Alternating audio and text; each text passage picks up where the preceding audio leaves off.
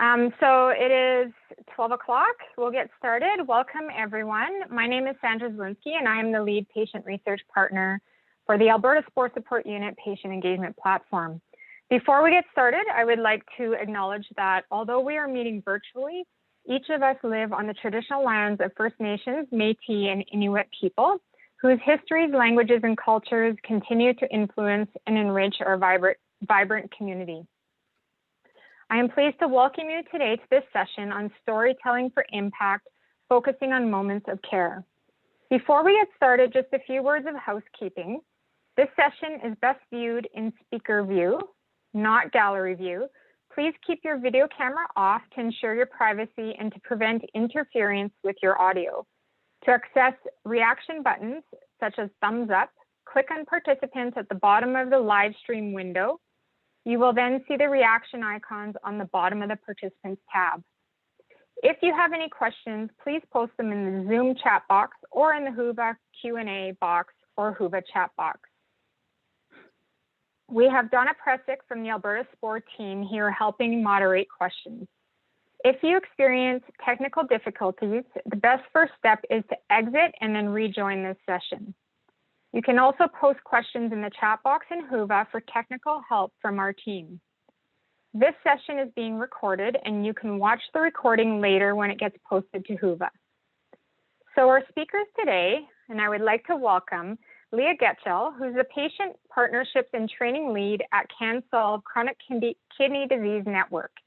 In her work, Leah combines her academic background in anthropology and professional experience in leadership and facilitation with her lived experience with chronic kidney disease, having lost her mother to the illness in 2014.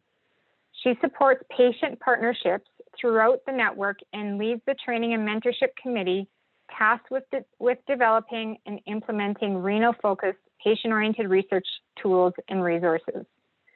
I would also like to welcome Arlene Desjarlais, who joined the Can-SOLVE CKD Network as a patient partner after the loss of her husband, Glenn, to chronic kidney disease. In her role as patient partner, Arlene has participated in many research groups, such as the Indigenous Peoples Engagement and Research Council, so IPERC, the Kidney Pro Working Group, and the Knowledge Translation Community of Practice. Arlene has found purpose and passion in her role as a patient partner in research and hopes to continue to advancing the knowledge and eventual cure for chronic kidney disease. I'd also like to welcome Marion Reach, who is also a patient partner with Can-SOLVE CKD Network and serves on the Patient Governance Council. In 2010, Marion became a living donor for her sister-in-law, and in her own journey, she has traveled from not wanting to talk about her transplant experience to becoming passionate about sharing her living donor story. And she is the co-lead of the Transplant Ambassador Program, TAP, at Mackenzie Health Hospital in Richmond Hill, Ontario, and is a member of the provincial core team. Welcome, Leah, Arlene, and Marian, and let's get started. I'll pass the baton over to you guys, or gals. Great, thanks, Sandra. So hello to everyone who is joining us in this very cool and strange new virtual platform, although I think we're all experts on Zoom these days.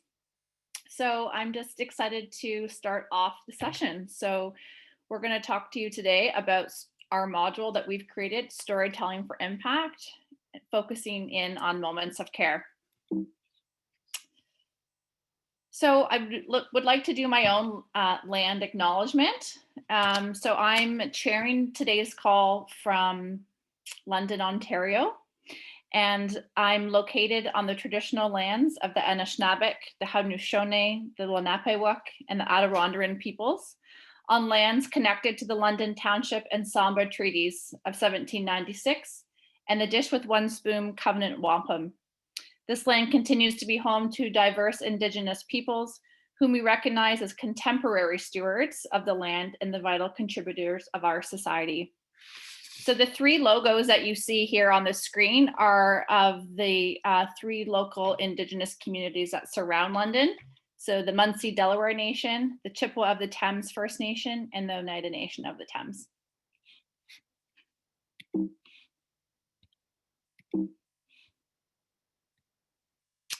So just some context and about what our presentation is going to look like over the next hour. I'm going to give you a brief overview of the Can-SOLVE CKD Network, and then hand it over to Marian, who's going to give you some context to the storytelling module and explain the design and delivery. And then we're going to listen to Arlene's story. Arlene is an alumni of our storytelling module. And then we have an opportunity for some reflective learning and some questions and some feedback. And that is our plan. And so, yeah, if you've got questions, throw them in the chat box, and I trust our moderators to help us get through that piece when we come to it. So Can-SOLVE CKD, because we are in health research, is an acronym, and it stands for Canadians Seeking Solutions and Innovations to Overcome Chronic Kidney Disease. And we are a national network that brings together kidney patients, researchers, healthcare providers, policymakers, and caregivers and kidney donors. And that includes up to 150 people from coast to coast. We are one of 5 chronic disease networks that were funded through the Strategy of Patient-Oriented Research in 2016. Our strength lies in our diverse perspectives as we bring all of these key stakeholders to the research table. Our vision of the network is that all Canadians living with or at risk of kidney disease will experience the best possible care and health outcomes. So this is just a great picture of the kind of warmth of relationship that is that we've come to know and expect in our network. So this is Claire and Chantel Large. This is a mother-daughter combo of patient partners, along with Dr. Brenda Hemmelgarn from Alberta. These are some Alberta-based folks who are a part of our network. So patient engagement, a key pillar of patient-oriented research, and is really at the core of our network governance. So here you can see the Patient Governance Circle and the Indigenous Peoples Engagement Research Council are 2 patient-led councils that are at the core and the foundation of the network. This patient-first philosophy certainly ensures that people living with and have experience with kidney disease are true partners in shaping the network's direction and activities.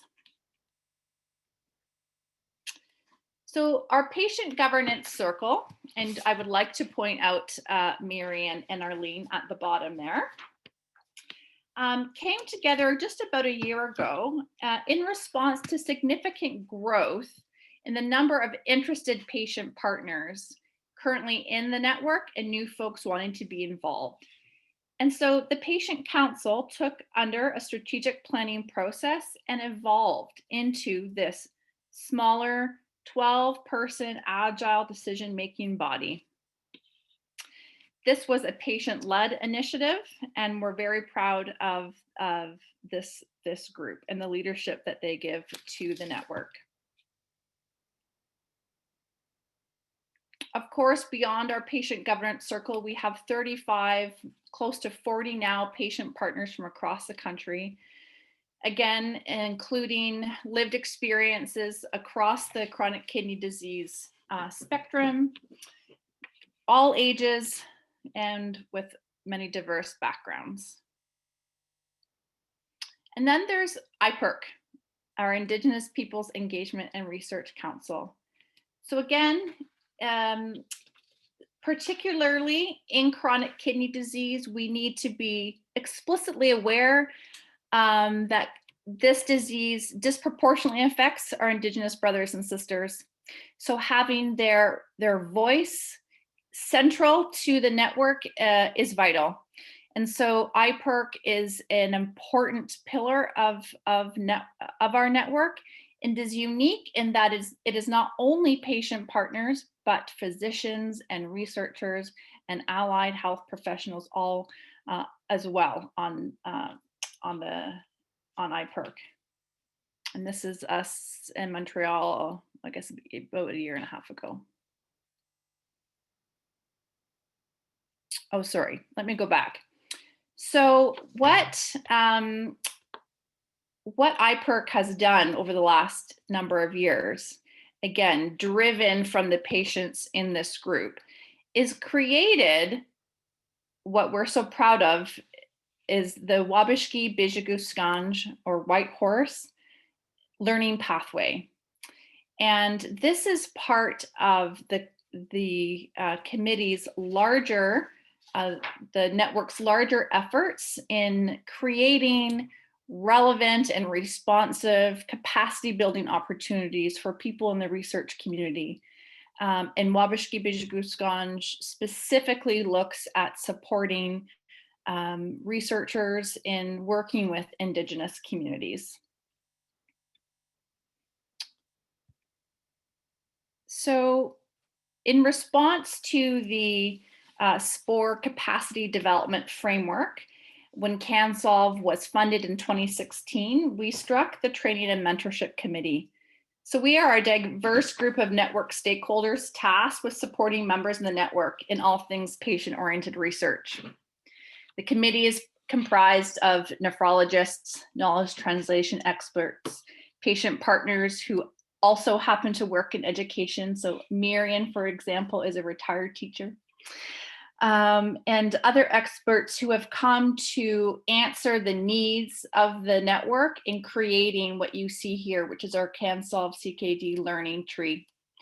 So Wabishki Bijiguskanj is at the core of all that we do, learning how to work in a safe way with our Indigenous brothers and sisters is absolutely at the core of what we do.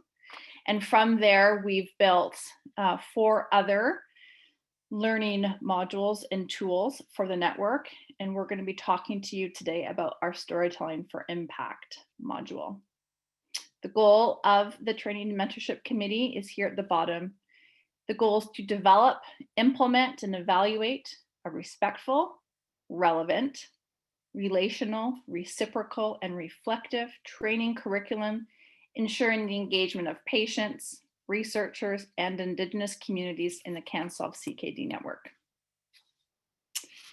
So that is a quick overview of our network and how we have got to the Storytelling for Impact module. And I'm going to turn the mic over now to Marian, who's going to run you through the context and the delivery of the storytelling module.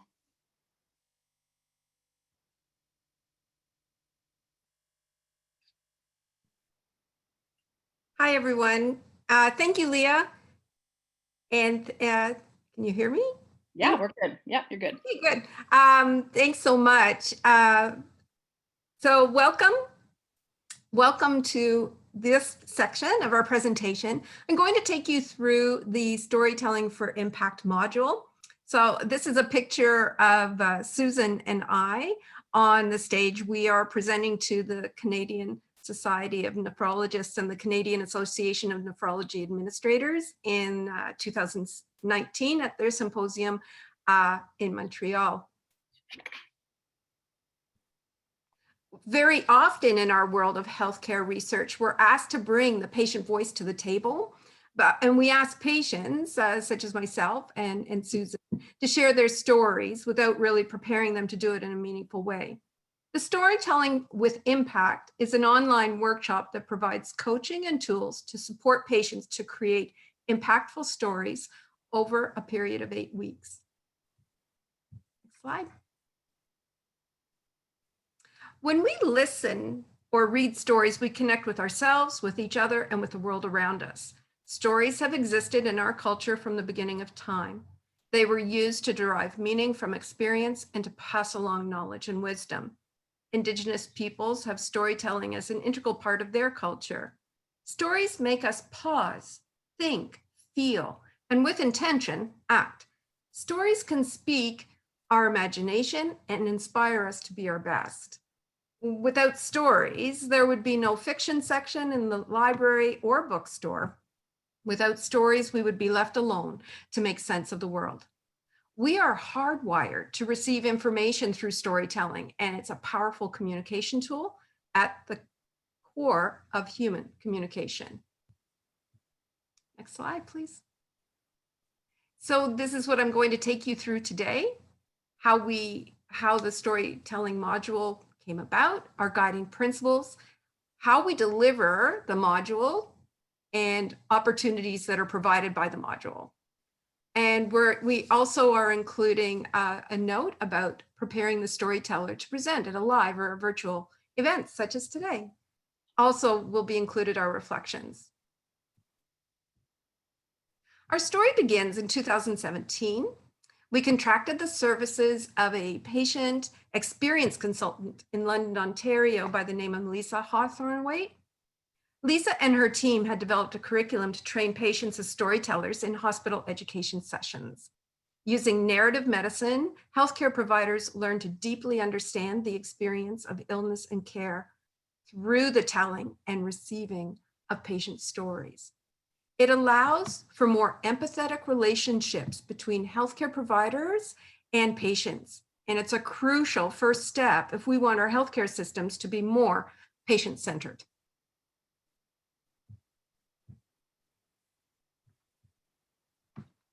Lisa and her team led the first pilot of the module in 2018. Using Zoom, we were able to meet over the course of 6 weeks. At the end of the workshop, we had trained 2 facilitators and 3 expert storytellers. We received excellent feedback, and there was an overwhelming number of requests for another training.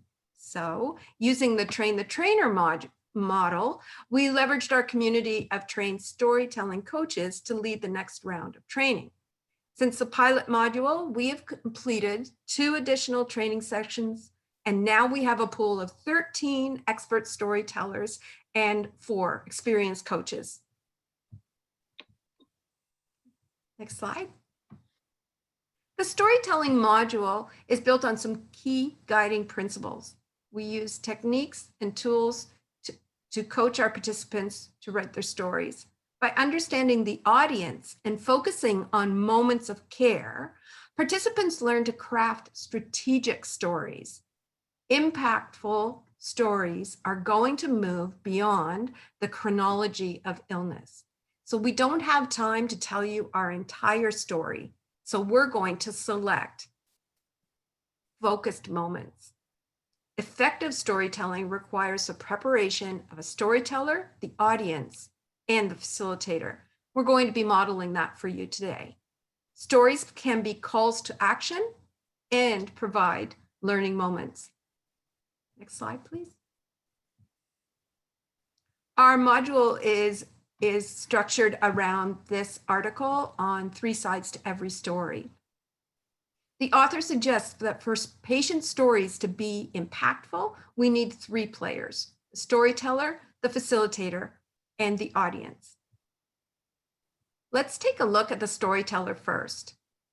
Participants learn to hone in on specific moments of care to critically reflect on broad healthcare system practices, allowing them to weave those insights into their stories. Where possible, they can include a call to action. This can be very empowering for a storyteller, and to know that they can be advocates for change by sharing their lived experience. The audience is important to understand who our audience is and why they're here to listen to you. Knowing this can help the storyteller strategically write their story. We know that stories can be emotional. It's important that the audience is made aware of this and how to respond accordingly. For example, the audience might need to be prepared for long pauses or an uncomfortable silence. And this is where the facilitator comes in. The facilitator serves as a liaison between the storyteller and the listeners. A well-prepared and skilled facilitator can be the source of comfort and confidence for the patient storytellers. They play a crucial role in transitioning from the patient's stories to audience interaction. They can create a safe environment and support open dialogue in a productive way. The facilitator will often prepare the storyteller at an event and provide them with information in advance, such as who the other panelists are, the setup, and who helping to keep them on time and introducing them to other speakers. This is a general look at how our module is rolled out. Based on the pilot, we rolled out our Can-SOLVE module in the fall of 2018. And the first step is to have 2 story coaches contact each participant individually and let them know what they can expect in the module. A week later, the full group gets together for a storytelling workshop. At this workshop, the story coaches use a slide deck to highlight and teach about the importance of storytelling and the tools that the storytellers will use to craft their stories. Then participants have 2 to 3 weeks to go away and write their stories and submit them to the coaches for feedback. The module ends with a final 2-hour video call where each storyteller is given the opportunity to present their story and receive feedback from the other storytellers in their group. After the final presentation, storytellers connect again with the coaches to connect and debrief. Throughout the module, our storytellers also have access to tools and templates that they can use to plan and write their story. Next slide. This is one of the tools that they can use. Under the 4 core categories of the principles of patient and family-centered care, patients can identify parts that they want to share from their stories. They can narrow down their experiences, and then they can start writing their own story. These 4 principles in this chart, I'm not so sure if you can read them, so I'll read them for you. The 4 principles of patient-centered care are dignity and respect, communication and information sharing, collaboration and empowerment, and comprehensive and coordinated care. So for example, if I chose a moment in care, I would put that in the dignity and respect area, and then perhaps that would become one of the moments of care that I choose to focus on in my story. Next slide. In addition, this is what we recommend for our story structure. We take a small amount at the beginning, about 10% or 1 minute, to give an introduction, to lay out who you are and why you are telling your story. The bulk of the story, 80%, is divided into 2 pieces, one for each moment of care. You'll be reflecting on the core principles of the patient-centered care. Maybe you remember a time when your voice was not heard, or a time when you had exceptional care. Your conclusion is about 1 minute, and that's when you will, that's when the storyteller can link any negative experience and suggestions on what could have been made better. That's what we call our call to action. So these will be the module outcomes. If you take our module, you'll have a crafted, well-written story from your personal care experience. You'll have the opportunity to practice your story at future upcoming events. There is editing and revision suggestions that come from coaches for your written story. You will receive peer feedback and coach feedback from your virtual presentation, and you'll have greater confidence telling your story in an impactful way. You'll also receive tools and resources, as I mentioned before, and an opportunity to be part of a growing community of expert storytellers who can support and train other patient partners. This is what we've learned so far. We've learned that it's important to take the opportunity to debrief and important to give timely feedback. We've changed our modules slightly based on the feedback that we received from our storytellers. We have support around the delivery of the story, which is public speaking.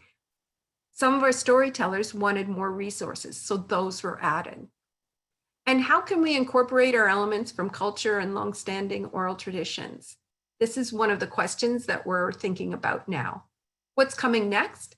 Well, right now we're developing an online learning module for use outside the network. We want to hear the stories of researchers, and we want to understand how we can scale delivery and maintain the integrity of the model. So that, in a nutshell, is everything about our storytelling module. And so why don't we hear from Arlene, who's brought us the story today.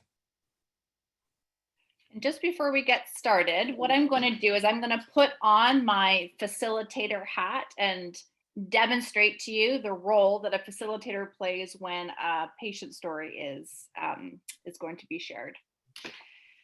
So I'm going to remind you again that the purpose of sharing story today in this context is twofold.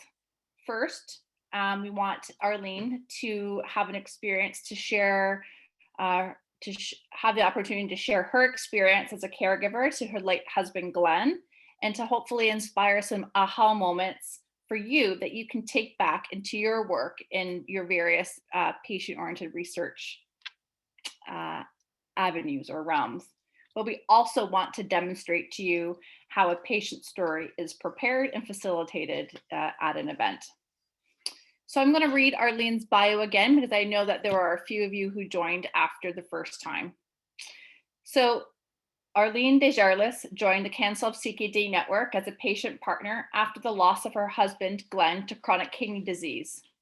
In her role as patient partner, Arlene has participated in many aspects of the network. She jumped right in once she got involved. She is a partner in 3 of our network research projects and a member of IPERC, the Kidney Pro Working Group, and our Knowledge Translation Committee of Community of Practice, as well as the Research Operations Committee.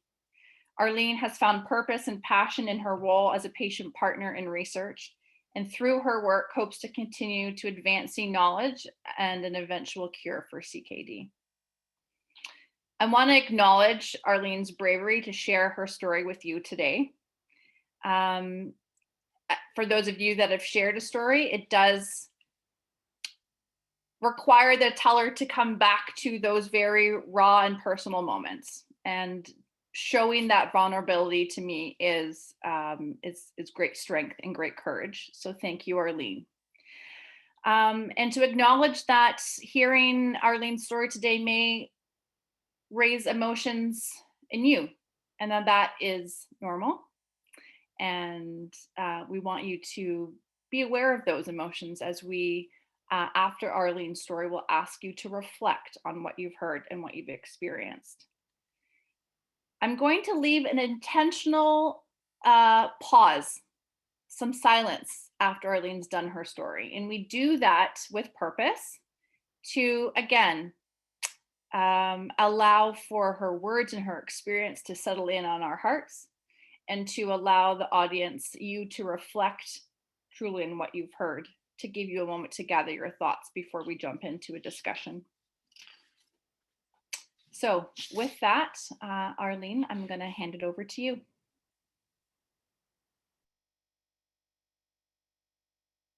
You're on mute. Hi there. There you go. There we go. My name is Arlene Desjarlais, and I'm calling in today from the traditional Territory 1 and home of the Métis Nation in Winnipeg.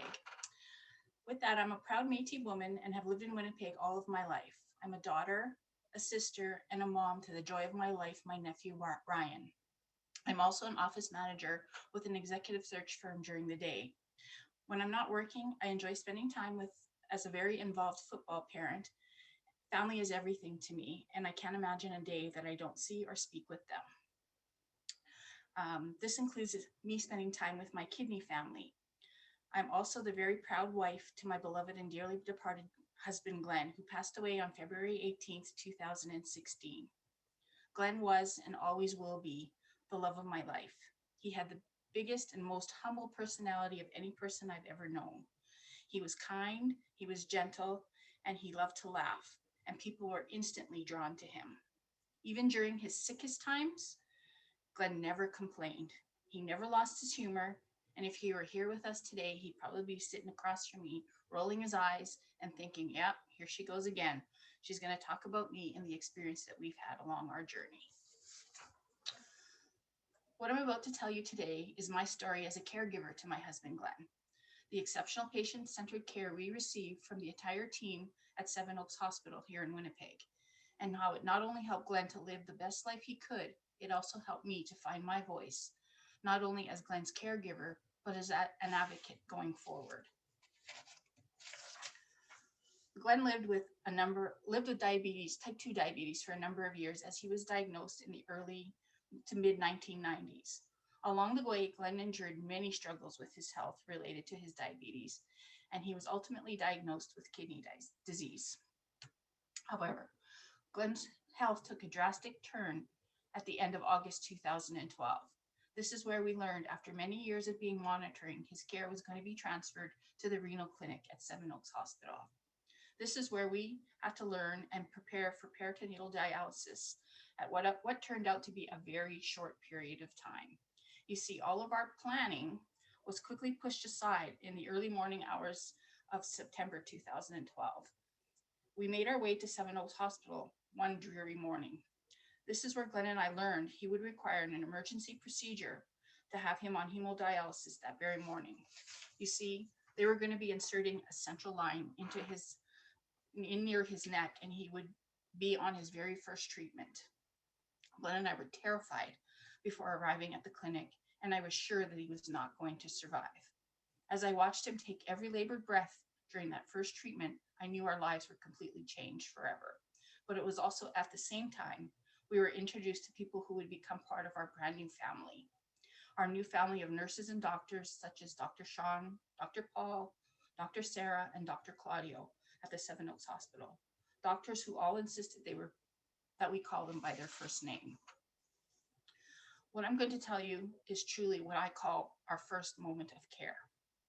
Perhaps this is where our story truly begins, as this is where our journey with dialysis and our care team truly starts. And I have come to know without a shadow of a doubt that the care Glenn received in our interactions with the hospital staff were not the usual.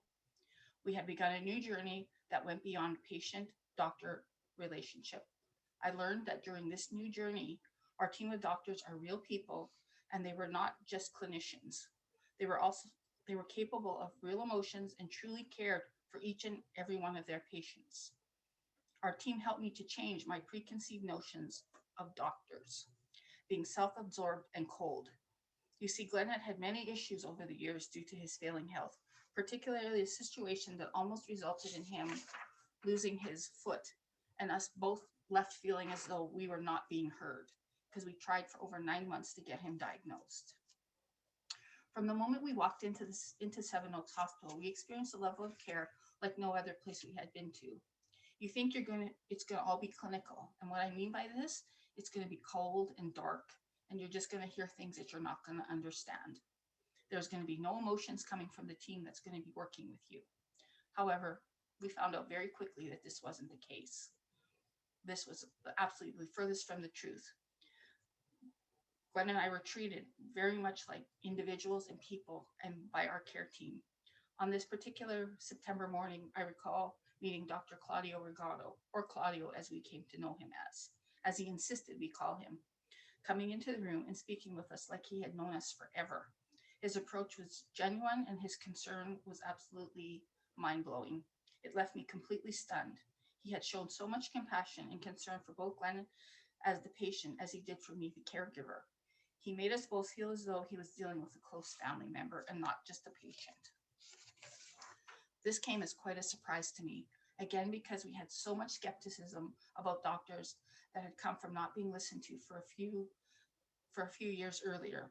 Though it wasn't only Dr. Regato, there are several critical moments of genuine care that helped transform my perceptions of doctors and made me feel so supported by the Seven Oaks team. But let's get back to that September morning. That's where I met Nurse Vicky during what I learned that day Glenn was going to be on hemodialysis, and that his start was called an acute start. As I sat by Glenn's bedside crying, Nurse Vicky very gently explained to me that she knew I was feeling overwhelmed and scared, that Glenn wasn't going to be okay, and that nothing she could say was going to ease my mind or make me feel better. She said they were doing all that they could to get him to feel better, and that I needed to go and be kind to myself and be very gentle. She was extremely kind and gentle with me, and she talked to me and told me things that were going to happen, and she knew that I wasn't buying into what she was saying. And then she looked at me and she said, I know you don't believe me. I know you don't think I'm telling you the truth, but I need to ask you to do something. I need you to promise me that you're going to go through anything that you need to go through today. And please bring him back the next day for treatment. Because you see, after he goes through this, after his third treatment, you're going to see that he's going to walk away a different person. He's going to go back to being the person you probably knew a few years ago. He's going to have a pep in his step, and he's going to feel so much better. So please, again, go through what you need to, but please promise me you'll bring him back tomorrow. I did bring him back the next day, and you know what? She was right. He did turn out to have so much pep back in him. I hadn't seen him like that in years. So this brings us back to our story, to another interaction, I think, of another moment in care. So these interactions with Claudio and Nurse Vicky are just two genuine and heartfelt interactions we had with this incredible care team over the many years in Glenn's kidney journey. Glenn and I lived the best life we could because of the person-centered care. We both felt valued and cared for. And because of this comfort level, we felt with the team over the years, I discovered that I was finding my own voice and standing up for Glenn when needed, which leads me to our next moment of care. You see, Glenn had endured a heart bypass operation in May 2015. It was a beautiful Saturday morning as Glenn and I were awaiting the final approval to leave the hospital. This is where we met Dr. David Collister, who was an intern at the time. Dr. Collister came to Glenn's room to provide us all of Glenn's release information, you know, the usual stuff, the medications, the appointments, and our dialysis schedule. This is where he informed us that Glenn was scheduled to go on for dialysis on the Monday. Well, at that point, I knew that was not right. See, Glenn's schedule was a Tuesday, Thursday, Saturday schedule. Being released on the Saturday and having only been dialyzed on the Thursday, I knew waiting till Monday was going to be far too long. It would have meant that he hadn't been dialyzed for over 4 days, and that could lead to all kinds of issues given that he had just had a heart bypass. So I let Dr. Collister know, no, this was not right. Dr. Collister told me that the orders that he had stated that Glenn was scheduled to go for Monday. I disagreed and again said, no, he needs to go today. This is our regularly scheduled day. He cannot miss treatment. We had some back and forth banter about this. The whole time, Glenn had his newspaper up covering his face, not wanting to hear what I was saying to the doctor, like a piece of paper could actually deflect all of that. I insisted that no, today is the day that he goes for treatment, and Dr. Collister called the dialysis unit at Seven Oaks. The look that he had on his face was kind of like, are you kidding me? You want me to do that? I just told you what the schedule is. I handed him the telephone number just in case he didn't know it, and sternly suggested he call this to confirm what I knew to be true. Once he left the room, Glenn lowered his newspaper and shook his head and said to me, I cannot believe you just spoke to him that way. You can't do that. And I said, well, to him, you need what you need, and I am not taking no for an answer. You know your schedule, and today is the day. He needs to go and do what he needs to do to make it happen. A few minutes later, who comes walking back in is Dr. Collister, and he says to us, no, he stated, I was right. He is scheduled for Monday. Seven Oaks confirmed that he is going to be expected at 1 p.m. By this time, I was livid and said, no, he needs to go today. And there's no if, ands, or buts about it. Then Dr. Collister looked at me and said, well, do you want to call them yourself? I think he thought at the time that I was going to say, no, that's okay. We'll go with what you have. I said, yes, as a matter of fact, I do. So off we went to the nurse's station. I picked up the phone and I dialed. As soon as they answered the phone at Seven Oaks, I told them who I was, and I immediately got, hey, Arlene, how's Glenn doing? How are things? And I said, well, Glenn's doing okay. We're just waiting to be released. But I have this nice Dr. Collister standing here with me telling me that Glenn is not scheduled to go for dialysis until Monday at 1 p.m. You know his schedule is Tuesday, Thursday, and Saturday. That means he's scheduled to come today. So the nurse checked and she says, yeah, for sure he is. We have his regular bed waiting for him. We'll be waiting for you here at 6 p.m. I said, okay, thank you very much. She said, but before you hang up, could you please give the phone back to Dr. Collister? I handed him the phone. She told him what she needed to tell him. And then he said, well, let's go back to Glenn's room and tell him. I said, okay. So as we walked in again, there's Glenn with his newspaper up again, thinking, all the while thinking, oh my God, here she goes again. She's going to say something. I cannot believe she's doing this. So he walked into the room and he said to Glenn, well, Glenn, she got you what you needed. Your schedule is today and you are booked to go in. She said, he said, I don't know what to say other than I wish you both the very best of luck and I hope everything works out for you. When we left the hospital that day, I can tell you that we felt incredibly grateful. I can't imagine what would have happened if I had not felt comfortable enough to stick to my guns and insist that we call a unit and get Glenn's schedule cleared up and that he go for dialysis that day. Now, at this point, I didn't ever think I would see Dr. Collister again. And as we all know, interns are known for coming and going as they learn and grow and become doctors. Fast forward to May 2018, where I found myself face to face with him again at the Can-SOLVE CKD annual meeting in Vancouver. I can tell you from the moment we saw each other, we knew who each other were to each other. I was instantly embarrassed and very apologetic for my behavior that May morning and told him so. He then said something to me that I will never forget and was completely blown away by and very, very humbled by because I never expected to hear this from him. He said, I have nothing to apologize for. He said quite the opposite. He said he owed me an apology and that he needed to thank me. I was shocked and confused by this. He said, no, what you did exactly what needed to be said and done that day for Glenn. He said, you knew that Glenn needed what Glenn needed and you were not going to take no for an answer. And he then said, because of you, I'm a better doctor. Today, I listen to my patients when they speak and are insistent on what they need. He said, had I not been so insistent that day, he may never have learned this. So you may ask yourself, as I know I have many times over the years, what have I learned? What message do I want to leave you with? I've always said, I don't want my Glenn's death to be in vain. I don't want him to be another statistic. Because of the care Glenn received, he had an incredible life. Along our journey, I found my voice, my purpose. I found out how strong I could be for him. I know how important that it is to have family involved in your care. They can advocate for you even when they don't know they're doing it. I learned that no matter what, to always be persistent and ask as many questions as necessary until you feel that you are being heard. I learned that our health system can be flawed at times and that you may need to speak loudly to be heard. I learned that there are many patients going through all of this alone, and unlike my husband, Glenn, they do not have the voice speaking up for them in their time of need. My life's mission is now to carry on my Glenn's legacy, to use my voice to champion all the renal community is working on to not only find a cure for CKD, but to raise awareness. I have found my purpose and a passion after the death of my beloved Glenn to help ensure no other family has to go through the loss I suffered. Thank you.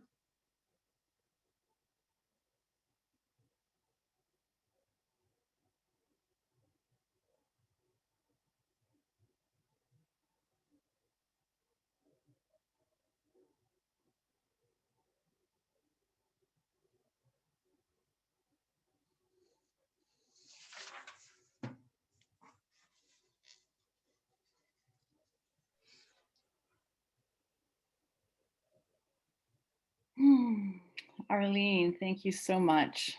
Well done.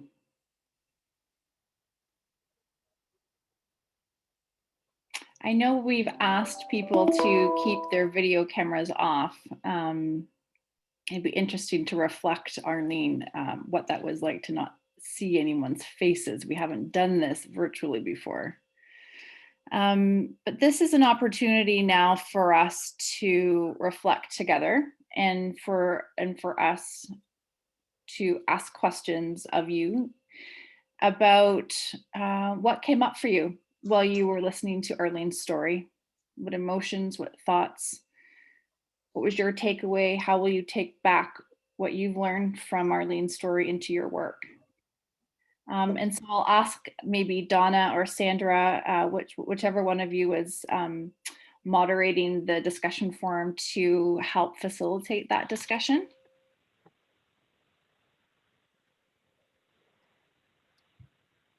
So I'm on. Thank you so much, Arlene.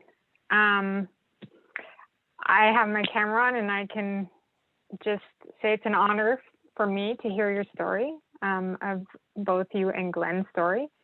And so thank you for having the courage and taking the time to share that with us today. We have a few comments coming in. So we have one from Heather, who says, "Bravo, Arlene, Marian, and Leah, well done." And then Carly says, "Thank you so much for sharing your story, Arlene. A few times I experienced chills from your story, and as a future healthcare professional and researcher, I look forward to taking your advice forward and always listening to my patients and participants. I have to leave for another meeting, unfortunately, but thank you for your bravery today." Any comments from anyone else in the audience? Selena has a question for Arlene. Was it hard for you to write your story? Yes, because I didn't think I had a story. I didn't think I had a story until I actually wrote it. So I had always lived with the perception that Glenn lived with kidney disease. I didn't realize until I had to sit down and write it that I actually lived it, but in a different way. I lived with kidney disease as much as he did. I just didn't have the physical attributes that he did or lived with. So it was hard in the beginning because I fought it. I resisted every step of the way to write it because I didn't think I had one. And then when I wrote it, it was completely life-changing for me. I had no idea. It completely changed my world.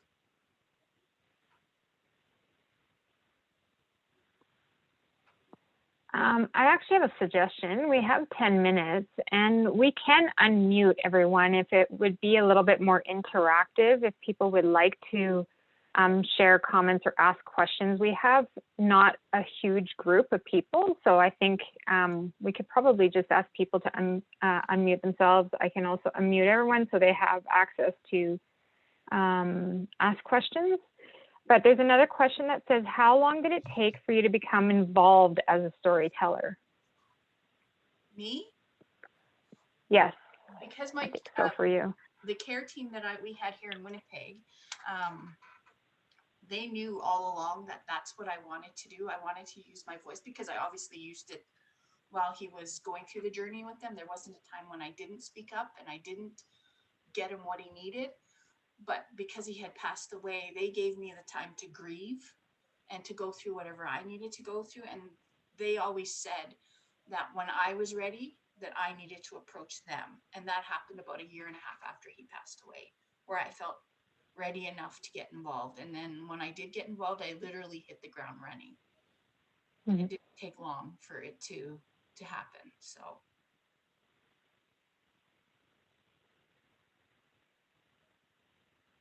Any other questions or comments from the audience? And please feel free to unmute your mic if you would like to ask them yourself, or I can ask them for you.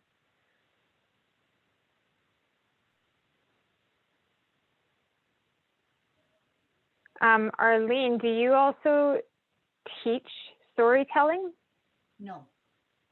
Okay. I talk about it to everybody who I think, because for me it was so life-changing being part of this. I always tell people that they need to be part of the module and to do it. So do I teach it? No, but I do advocate for it. However, and is the module, I was just going to say, however, watch what you say, because the format of the module is really a train the trainer. So for example, Marian first took the module in the storytelling role as a kidney donor, wrote her story, and then, having gone through it, co-facilitated it with me. So it's a very intentional process that we've created with the module. And so we would absolutely in the future look to Arlene to be a co-facilitator of the module going forward. And so is this module open for anyone to take, or is it specifically for Can-SOLVE CKD members? So right now, Marian's working on developing it so that we can offer it beyond the network, because we want to share the format and the process that we've sort of co-created with Lisa, the original group. So we're hoping to be able to have something available to share beyond the network probably in the new year. Great. So we have another question that and comment. I really liked that your that your story was not digital. I am curious, do you have plans to tell it in a digital format? So what does that mean, digital format? I'll unmute. Oh, great. Thank you. Thank you. So a lot of people these days are doing what they call digital storytelling, where it's literally a video, and there's often images and sometimes comments and interviews by people. So it's very it's live but video, and so there's images being presented and there's talking and people are telling their story as a video. Whereas Arlene's story was told as a story that it wasn't a video story, like it wasn't recorded. So she would have to tell it over and over and over again. So right? Just also a little, we're doing a digital storytelling workshop through the Virtual Institute on Tuesday. And it's the Story Center who, so Rani from the Story Center will be presenting that, and that will sort of dig a little bit deeper into, it's very autonomous. The storyteller makes all their own creative decisions. And so if you're interested in learning more about that, that's in the Tuesday session, actually. So it's very, very complementary to this, to this session too. Could I comment? Selena, yes, absolutely. And Thanks. Or do you want to reply, Arlene, first to the digital story comment, or is that something that you'd be interested in? I would be interested in it, yeah. It'd be a little more scripted. Okay. These are a little more, although you write it, you do tend to ad lib a little bit in a live presentation.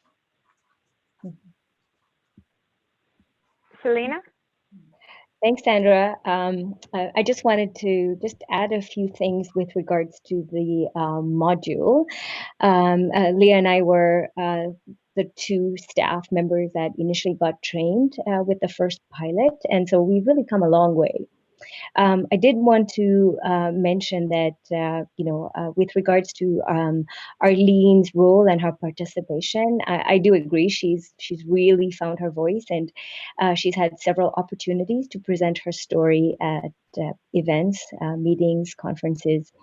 The other thing, which I think is going to be quite interesting, is that Arlene is also a very strong advocate for how we can turn this module to facilitate a way for researchers to tell their stories, because the art of storytelling and telling stories for impact, the role of the researcher or the physician is also very, very powerful. So I think we can look forward to some really interesting developments in the future with the help of Marian as well. So I just wanted to point that out and say thank you again to Arlene and Marian for the role they've played in facilitating this module and really being an advocate for it.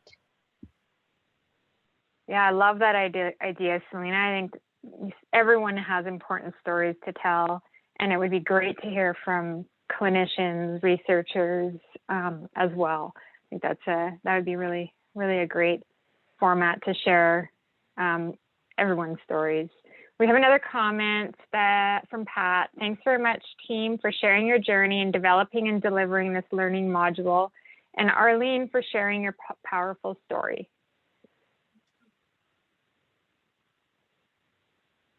Just to add and reflect back on the idea of working with researchers or other research team members in the story. When Marion and I were working with Arlene and refining the story for today's session, we thought how cool it would be if we were to have Nurse Vicky or David Collister or Claudio reflect on their interactions with Glenn and Arlene over those years and somehow do like a parallel in tandem story, because there was obviously so much co-learning that was happening that could be drawn out, during that reflection piece. So I think there's so much, of course, opportunity to develop the story, to develop the module in that way.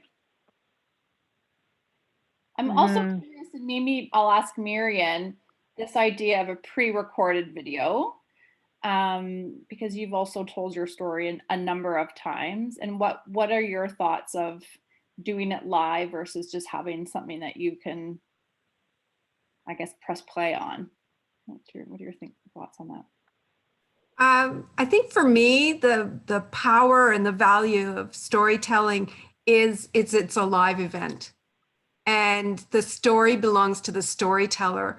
And once we've recorded it, I'm not sure it belongs within them anymore. I think there's, it becomes more of a presentation. And I think the integrity of storytelling is that it comes in a live, as today, albeit virtual, but live events. So I'm a big proponent of that. I'm not against digital format. It's just a different way. I think for stories to have an impact in healthcare, I think it's essential to be able to hear a story such as Arlene's today. And I think sorry, I advanced by accident. And I think when you do a digital story, you don't have this important role of facilitator. And so, which is core to this module, or to the module and to the framework of how we are creating and delivering the story. And in this discussion afterward is this reflective learning piece. That's where the juicy stuff comes from, the learning, the calls to actions, the questioning, the reflection. And with a digital story, I don't know how that learning could be facilitated. And so I think you would lose that piece. But there'd be so many ways, I'll definitely come to Tuesday's session.